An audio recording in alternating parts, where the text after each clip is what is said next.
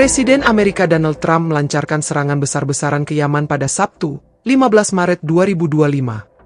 Serangan militer Amerika mampu menewaskan sedikitnya 24 warga sipil.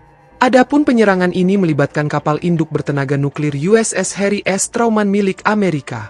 Dikutip dari Reuters, kapal induk nuklir, 3 kapal perusak, dan 1 kapal penjelajah Amerika berada di Laut Merah.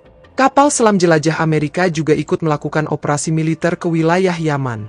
Tak hanya itu, Amerika mengklaim operasi besar-besaran ini mencakup serangan udara terhadap pangkalan, pemimpin, dan pertahanan Houthi. Kementerian Kesehatan Houthi mengatakan setidaknya 13 warga sipil tewas di sana, Yaman. Kemudian 11 orang lainnya juga dilaporkan tewas, termasuk anak-anak dan seorang wanita. Sementara sekira 23 korban mengalami luka-luka akibat serangan Amerika. Biro Politik Houthi menggambarkan serangan itu sebagai kejahatan perang. Penduduk di sana mengatakan serangan itu menghantam sebuah bangunan di benteng Houthi. Serangan itu juga mengakibatkan pemadaman listrik.